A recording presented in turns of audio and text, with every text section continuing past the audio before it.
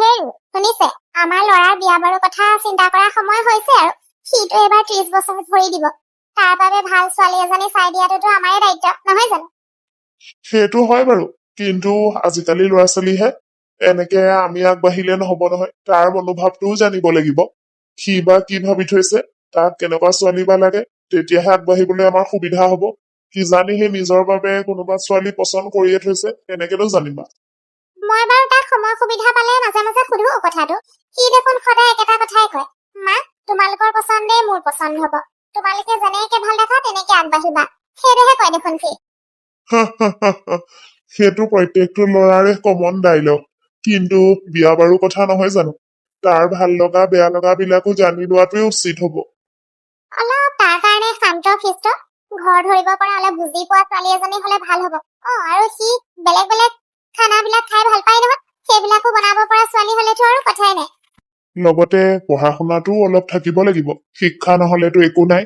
সকলোৰে জীৱনত শিক্ষাৰ বহুত মূল্য আছে। আৰু আজিকালি ছোৱালী হওক বোৱাৰী হওক, ঘৰৰ কামৰ লগতে বাহিৰত ওলাই গৈ নিজৰ পৰিচয় বনোৱাটো খুব দৰকাৰী। আৰু আমি যদি নিজৰ ছোৱালীজনীক একো বাধা দিয়া নাই, ধুনীয়াকৈ পঢ়োৱা শুনোৱা কৰাইছো, তেনেহলে আনৰ ঘৰৰ ছোৱালী এজনী আনি কামৰ বোজা দি পেলাই ঘৰতনো কেলে আবদ্ধ কৰি ৰাখিম, নহয় জানো? হয় বাৰু, কিন্তু আমি লগতে ছোৱালীজনীৰ বেকগ্ৰাউণ্ডটোও চাব লাগিব। ঘৰ পৰিয়াল কেনেকুৱা, ছোৱালীজনীৰ স্বভাৱ চৰিত্ৰ সংস্কাৰ ভাল নে বেয়া, সেইখিনি চব চাই ল'ব লাগিব। শিক্ষাৰ লগতে এইখিনি বস্তুও সমানেই প্ৰয়োজন। আমি তেনেহলে ৰোহিতৰ বিয়াৰ কথাটো লাহে লাহে উলিয়াব লাগিব, আৰু মিতিৰ কুটুম আৰু আমাৰ চাহ চিনাকি মানুহৰ আগত। আৰু ৰোহিতৰ লগতো কথাটো আলোচনা কৰি ল'ব লাগিব। ঠিক আছে, তেনেহলে আমি কাইলৈ ৰাতিপুৱাই ৰোহিতৰ লগত প্ৰথমতে কথাটো পাতি ল'ম।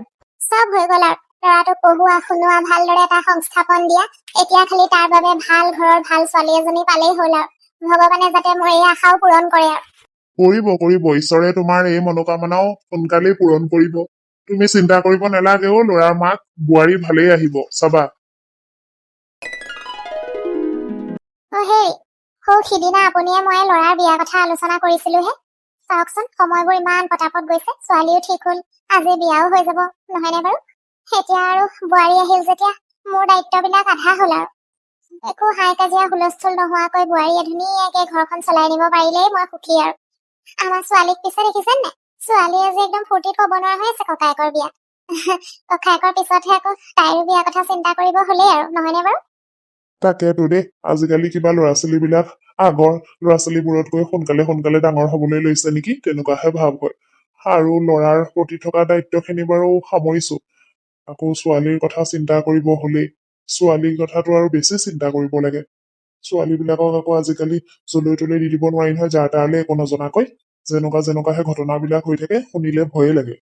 সঁচাকৈ ল'ৰাবোৰতো বাৰু বিয়া পাতিলেও ঘৰতে থাকে, চিন্তা নাই, চকুৰ আগত থাকে। ছোৱালী বিলাককতো আৰু নিজৰ পৰা আঁতৰাই পঠিয়াবলগীয়া হয়। সঁচাকৈ ছোৱালীৰ মাক বাপেক হোৱাটো কিন্তু বৰ সহজ নহয় দেই। হব হব, সময়মতে সকলো নিজে নিজে হৈ থাকিব। আমি ল'ৰাৰ কথা ভাবিছিলো, এতিয়া পতককে হৈ গল, দেখিছা নে? তেনেকে ছোৱালীৰ কাৰণেও ভাল ল'ৰা এটা পামেই আৰু, আমাৰ ছোৱালী ইমান বেয়া নহয় নহয়। পিছে সন্ধ্যাখন আপুনি আকৌ কথাবিলাক ঠিকেই কৈছিলে। আজিকালি বোৱাৰী বিলাকেও একদম ঘৰৰ লগতে বাহিৰতো কাম কাজ কৰে। আমাৰ বোৱাৰীক চাওকচোন এতিয়া ডায়েটিচিয়ান, ভগৱানেও ভাল মিলাইছে দেই। আমি সকলোৱে বাহিৰৰ খানা খাই ইমান ভাল পাওঁ, ঘৰত আমি নবনাওৱে প্ৰায়, আৰু বোৱাৰী দিছে ডায়েটিচিয়ান। মা দেউতা তোমালোকে হয় চুপটো ৰৈ পেলাই কি ফুচফুচাই আছা? এইপিনে আচোন, ষ্টেজত উঠি পেলাই ফটো একপি মাৰো গোটেইকেইটাই। তাকে তোমাজনী ময়ো সেইটো কথা ভাবিয়ে আছিলো। ষ্টেজতে এতিয়া সময় পাওঁতে মানুহ কম থাকোতে ফটো একপি মাৰি লওঁ। এনেকে স্মৃতি ৰাখিলেহে ৰখা আৰু, নহয় জানো? ব'লা ব'লা। আহা মা দেউতা, পিছত মানুহ আহিলে ফটো মৰা নহব আৰু। মা দেউতা তোমালোকো আহা, ভন্টি আহিলেই নহয়, একেলগে ফেমিলি ফটো এখন মাৰো। ষ্টেজলৈকে আহক মা দেউতা। বাস, এতিয়াহে ফেমিলিটো কমপ্লিট হৈছে। পিছে ফটো মাৰিবলৈ ৰেডি নে সকলো? ৰেডি। সকলোৱে আগলৈ চোৱা কেমেৰামেনলে। ৰোহিত, বোৱাৰী উঠা নাই নেকি? তাই আকৌ সাৰ পোৱা দেৰি আজি। মই খাবলৈ নামি আহোঁতে তাই বাথৰুমত সোমাইছেহে, গা পা ধুই আহিব আৰু লাহে লাহে। হ'ব দে, একো নাই, তাই চাগে ভাগৰ যোৱাই নাই। আমাৰ ঘৰত আকৌ অন্য ঘৰৰ বোৱাৰী নিচিনাকে ৰাতিপুৱা উঠি নাস্তা তৈয়াৰ কৰা কামটো নাই নহয়। দেৰিকে উঠিলেও হ'ব অকণমান দে, ঘৰতে থাকিবই এনেও দিনটো, এতিয়াতো ছুটিও আছে চাকৰি, লাহে লাহে বাকীবোৰ কাম হৈ থাকিব আৰু।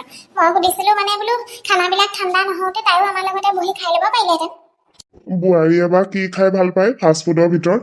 মই যেনেকে পিজ্জা, ছোৱালীয়ে ফ্ৰেঞ্চ ফ্ৰাইজ, তুমি চাওমিন, ল'ৰাই আকৌ পাস্তা, বোৱাৰীয়ে বা কি ভাল পায় আজিহে গম পোৱা যাব।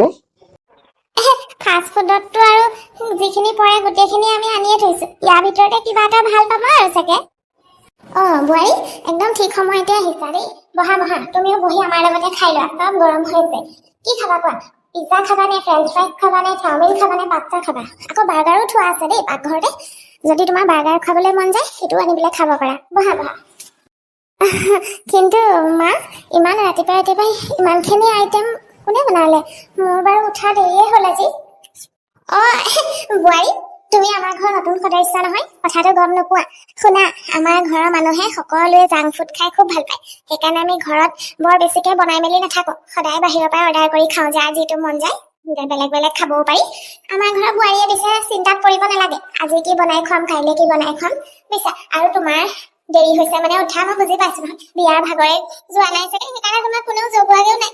এতিয়া পিছে কথা পাতি থাকিলে ঠাণ্ডা হৈ যাব দেই। বহা বহা, তুমিও বহি পেলাই খাই লোৱা। হে ভগৱান, মই নিজে এগৰাকী ডায়েটিচিয়ান।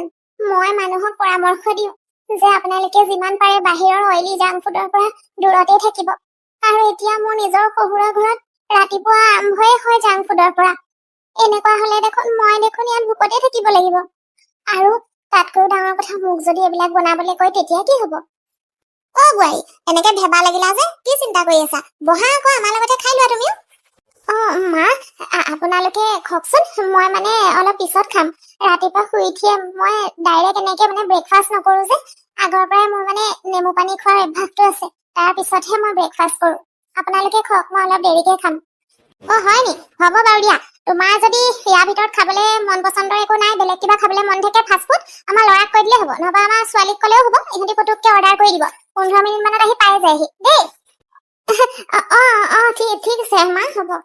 যেনে তেনে আজি বাহানা এটা মাৰি পেলাই সেই অইলি খানা খোৱাৰ পৰা বাচি আহিছো, কিন্তু আজি বাৰু বাহানাই কামত দিলে। সদায় সদায় জানো এনেকে বাহানা মাৰি থাকিব পাৰিম? কিবা এটাতো কৰিবই লাগিব। কি কৰো, কাৰ লগত কথাটো ডিছকাছ কৰো? স্বাতী আছে নহয়, মোৰ বেষ্ট ফ্ৰেণ্ড, তাইলৈকে ফোন এটা কৰোচোন। আজিলৈকে দেখোন সকলো কথা তাইৰ লগতে শ্বেয়াৰ কৰিছো, এইটোৰো তাই কিবা এটা নিশ্চয় মোক সলিউশ্যন দিব। কোনে ফোন কৰিছে? স্নেহাই ফোন কৰিছে দেখোন। বিয়া হোৱাৰ পিছত আজি তাই মোলে প্ৰথম ফোন কৰিছে, কি বা হ'ল? ক স্নেহা, নতুন বৈবাহিক জীৱনৰ খবৰ শুনাচোন। নকবি আৰু স্বাতী, কিনো কম, বৰ ডাঙৰ সমস্যা এটাত পৰিছো নহয়। কি সমস্যা বাৰু?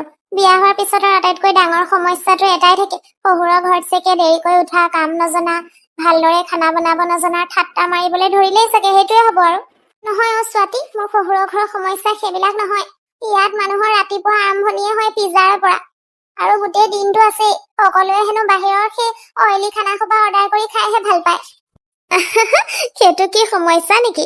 কিমান ভাল কথা সেইটো, তোৰহে মজা হৈছে আৰু দেই, তই চাগে তাত একো বনাবলৈ প্ৰয়োজন নহয় ন?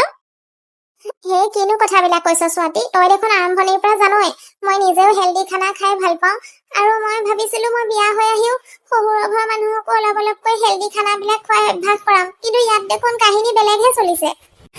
তইও দেখোন সেইটো চান্সতে ডেইলি নতুন নতুন বেলেগ বেলেগ আইটেম খাবলৈ পাবি। তোক মই সমস্যাটোলৈ ফোন কৰিলো, আৰু তই মানে ধেমালি কৰি আছ ন? মই ডায়েটিচিয়ান হয়, পাহৰিলি নেকি? আৰু ইয়াত চব উল্টা হৈ আছে।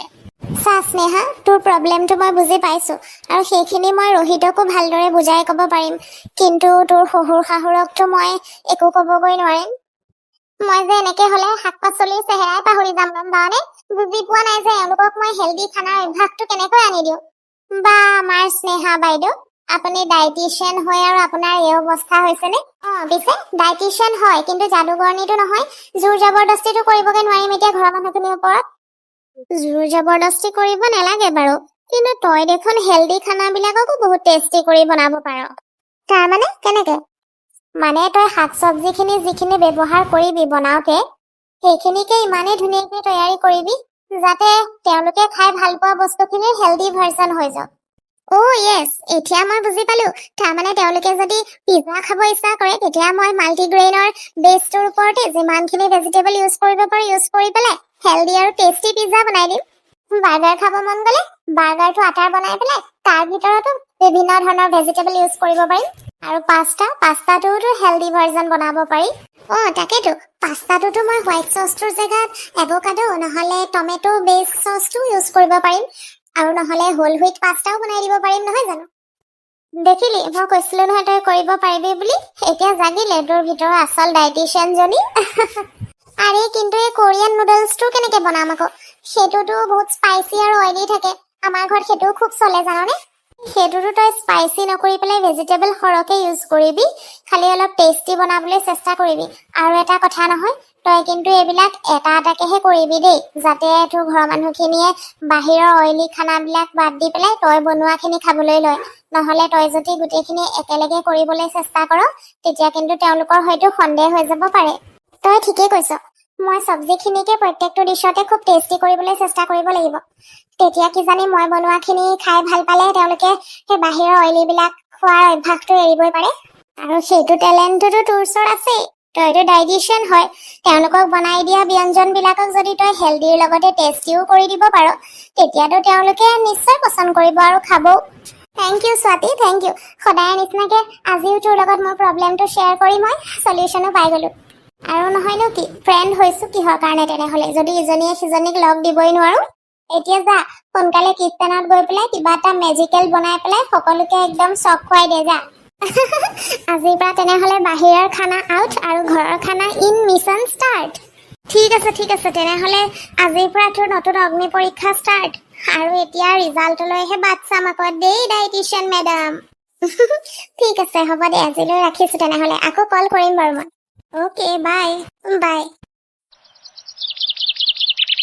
ছোৱালীয়ে ঠিকে কৈছিলে কালি আজিৰ পৰা মোৰ সঁচাকৈ অগ্নি পৰীক্ষা ষ্টাৰ্ট হোৱা যেনেই হৈছে ঘৰৰ মানুহখিনিক আজি প্ৰথমবাৰ কৈছো যে বাহিৰৰ পৰা একো অৰ্ডাৰ নকৰিব মই ঘৰতে বাহিৰৰ নিচিনা খানা বনাই দিম এতিয়া বনাইছো হয় তেওঁলোকক এতিয়া মিছা কথা কৈ পেলাই ডিছটো খুৱাব লাগিব কোৰিয়ান ডিছ বুলি কৈ পচন্দ হলেই হয় আৰু সেই ভগৱান তেওঁলোকে যাতে মোৰ হাতৰ ডিছবিলাক খাই পেলাই বাহিৰৰ সেই জাংক ফুডবিলাক খোৱা বাদ দিয়ক আৰু আজি বহুত ৰিস্ক লৈ পেলাই এটা নতুন ডিছ ৰেডি কৰিছো ঘৰত বনোৱা পৰঠা আৰু দৈ দি পেলাই কিন্তু মাহঁতে যাতে কেতিয়াও গম নাপায় যে এইটো এটা নন স্পাইচি ইমান চিম্পল ডিছ বুলি নহলেতো তেওঁলোকে নাম শুনিয়ে নাখাব আজি দেখিছো অ' বোৱাৰী এইবিলাক ইমান মন চন মৰা নিচিনা ঢেলা ঢেলা কি বনাই আনিলা বাৰু তুমি অকমান ৰং বিৰংগৰ একদম মছলা দি ধুনীয়াকৈ বনাব লাগিছিলে বাহিৰৰ পৰা অৰ্ডাৰ দি অনা বস্তুবিলাক দেখিছা নাই কিমান ধুনীয়া লাগে দেখিলেই খাওঁ খাওঁ লাগে তাকেতো বৌ মোৰ যে ৰাতিপুৱাই পিজ্জা নুডলছ ফ্ৰেঞ্চ ফ্ৰাইজ এইবোৰ নেদেখিলে গোটেই দিনটো মনটো বেয়া হৈ থাকে জানানে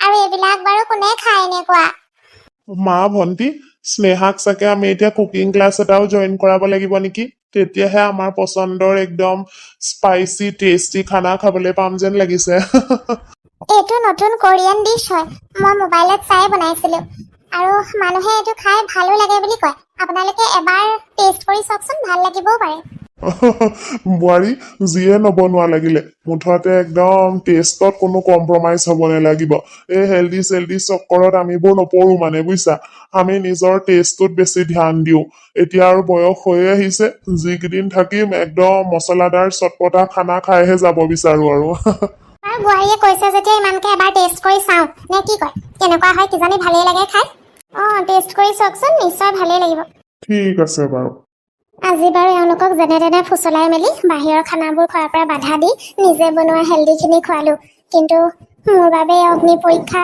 বৰ সহজ নহ'ব মই গম পাই গলো দেখিছে বন্ধু বান্ধৱীসকল আমাৰ ডায়েটিচিয়ান বোৱাৰীয়ে কি কৰিবলগীয়া হৈছে পিছে স্নেহাই নিজৰ মিছনটোত ছাকচেছফুল হ'বনে নাই তাই শহুৰেকৰ ঘৰৰ মানুহখিনিৰ বাহিৰা জাংক ফুড খোৱা এই বেয়া অভ্যাসটো চেঞ্জ কৰিব পাৰেনে নাই নে তেওঁলোকৰ লগত থাকি থাকি তাইয়ে নিজেই চেঞ্জ হৈ পেলাই জাংক ফুড খাবলৈ ধৰে সেইখিনি চাবৰ কাৰণে ইয়াৰ পিছৰটো এপিছডলৈ অপেক্ষা কৰিব দেই আৰু এইটো এপিছড চাই কেনেকুৱা পালে কমেণ্টত জনাবলৈ নাপাহৰিব আৰু লাইক শ্বেয়াৰ আৰু ছাবস্ক্ৰাইব কৰি দিব বাই বাই আজিলৈ আহিছো